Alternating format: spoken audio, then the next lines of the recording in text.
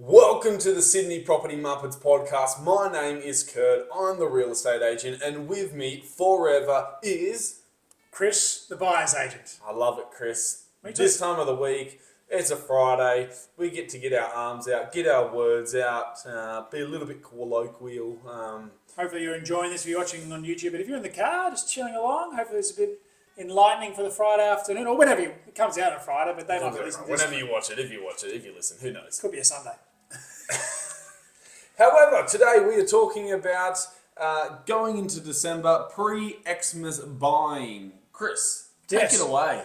So really thought this would be like an evergreen one, maybe not used all year round, but evergreen in terms of any time in the future. Like this is a good time to, what call it?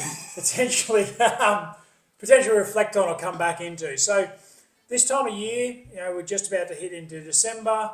A lot of buyers, and I think so. I'll go. This is the wrong time of year to be buying a property. Things are going to get quiet. Let's pull up stumps and let's go into January. Yep. What we're really talking about now is one, that's wrong. Two, in a way, and two, what it's going to take to put a deal together or to find the property this time of year is different to usual. Yes, that's correct. Now, maybe past you, why there's a shutdown, right? There's the property market itself. What are the factors that are involved, or why do we get to a quieter period this time of year? So, like any business that is trying to work out the area they're trying to work or their perfect client, as a buyer, you need to understand how the market and how real estate works. One of those points is, even though the shutdown period is getting smaller and smaller and smaller, Yep. In terms of Christmas, Easter, The layoff period, all those, there's still that period. Yep. Secondly, you need to understand during the middle of the year, agents are working over their database, their core area. I do see agents in part of the year doing some trips to Greek islands and so forth and getting tans. But I know what you're saying. Yeah. And so, Not the whole team. As they get to the shutdown periods, the strategy on how you can market property changes. The strategy on how you can even get listings, win listings, that all changes. And as a buyer, management of your pipeline changes. And as a buyer, you need to basically have really good relationships with those real estate agents, or have a buyer's agent who has those relationships with the real estate agents, because there's a bit of a different method that can be used than just waiting for properties to be on REA and domain, because they drop down. Yeah. So there's also solicitors involved. You'll notice in contracts, as a standard New South Wales contract, you'll see an additional clause sometimes be added into contract around this time of year, which basically articulates and says something along the lines of, we're doing a 42-day settlement. However, if that day it falls between the 20th of December to the 20th of January, or 15th of December to the 15th of January, whatever the dates are, basically it needs to be agreed that it's either going to be the day before those or the day after. So even solicitors are involved in this in terms of they need a break, they need a time off, in terms of managing, just refreshing the batteries. But it's not just solicitors, it's also the agents themselves. Yep, it's definitely agents. And it's agents. I think it's agents number one, solicitors number two. That's my take. And the other part is, as a buyer, our recommendation is up until about the middle of December, still go extremely hard trying to find that property.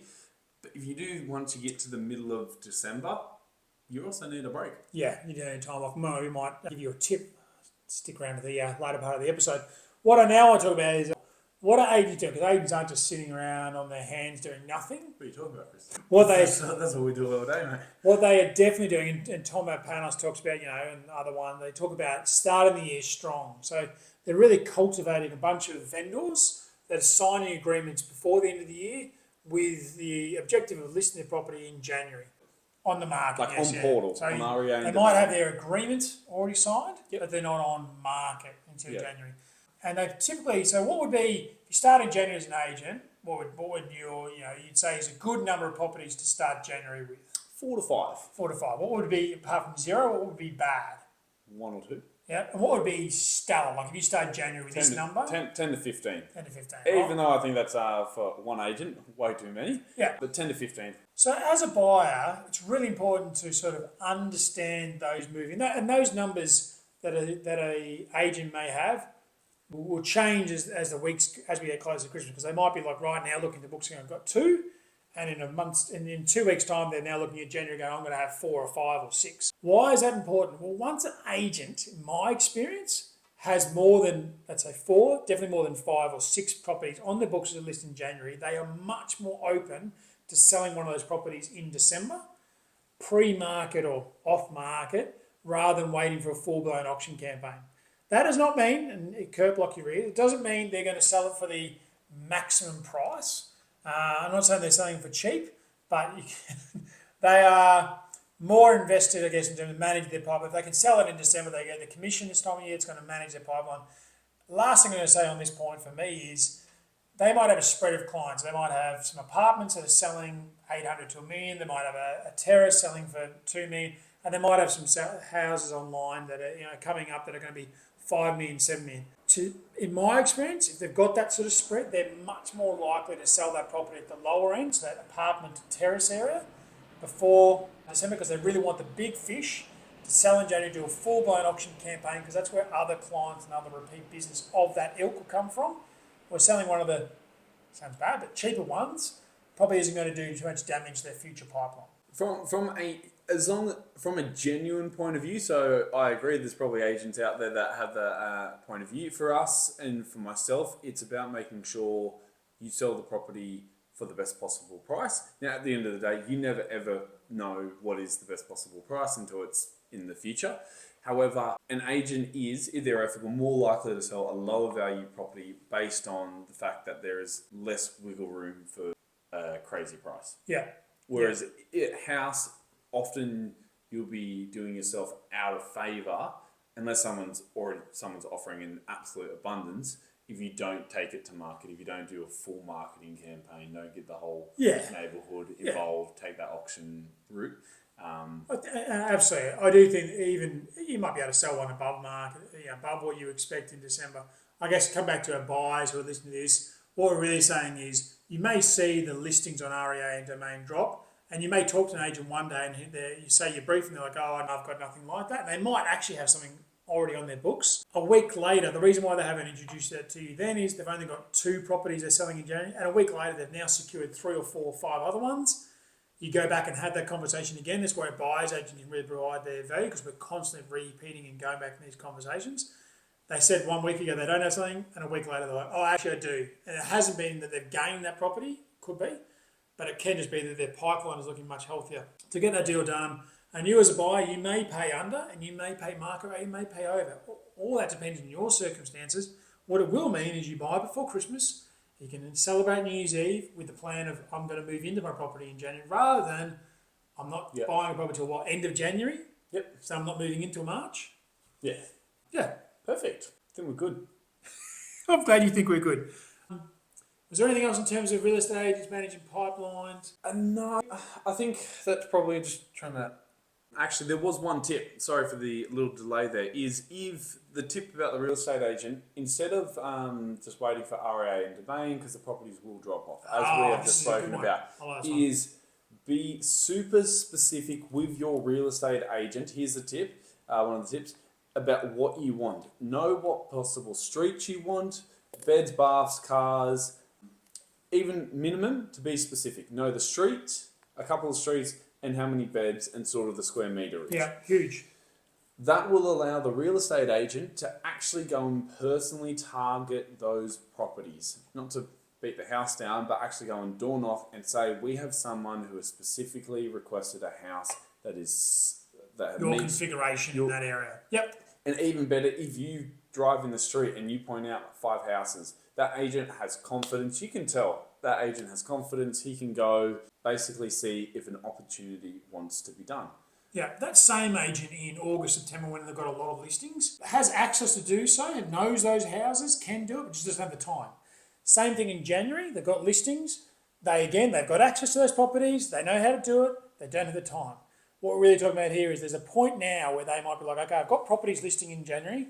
I've just sold some properties in November, but I can utilise that database as long as a buyer approaches with some conviction, saying, I want these 3 streets and these type of properties in this area. You will find an agent almost doing a buyer's agent job, to be fair, and that's fine, because you're not going to pay that real estate agent to do so, but the seller is going to pay them. Well, the thing to think about, Chris, if you come to me early December, you're just like, Kurt, boom, boom, boom, these are what I want. I go and start still having conversations early December, mid-December, and the person tells me, nah, we're not looking, or whatever, we're not looking at selling. Christmas comes around, conversations at the dinner table, Christmas and beers, wine, being like, actually, Jill, we may think of moving or something, change circumstance. They ring the agent up early into next year, deal could be done. Absolutely. So, tip within all this is obviously don't stop until just because Christmas is coming. Do stop though, 15th December. Yep. What we do say, tip from our hot tip last year, which is still very accurate and very relevant today, is in January, from about the 10th or 12th of January, pen in your diary for the next 6 weekends, particularly the Saturdays, that you're going to be available for inspections. Why is that, Kurt? Because you don't want to miss out.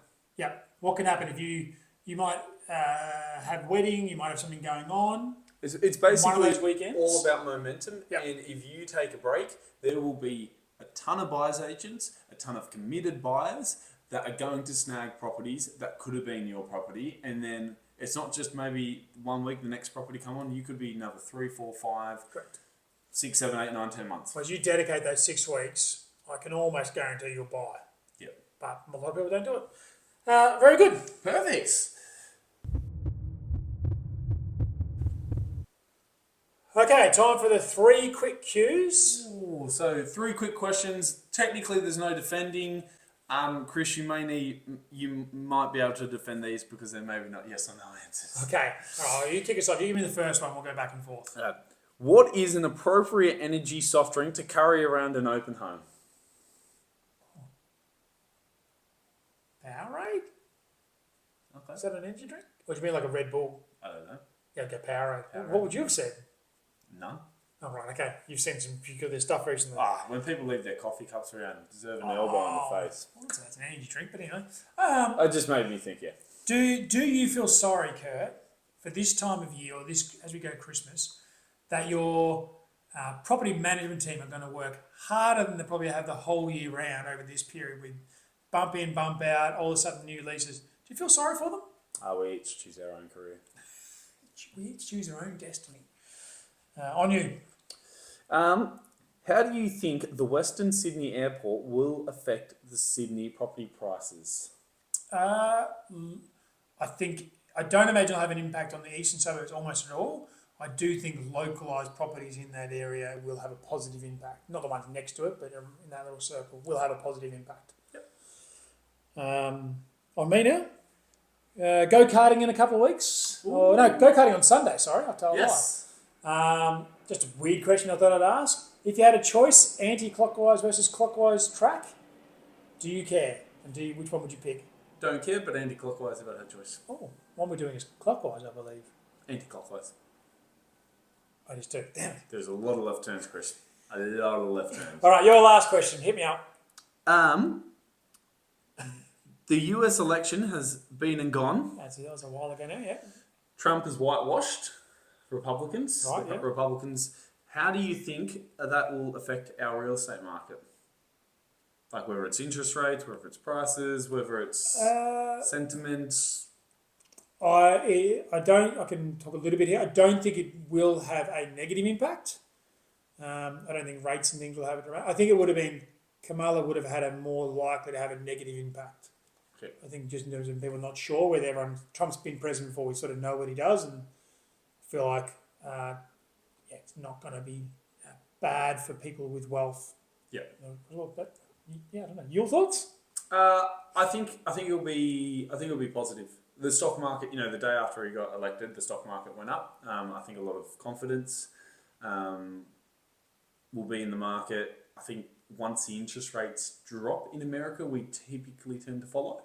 Maybe. Yeah, true. So I don't think negative. I think more likely to have a positive impact.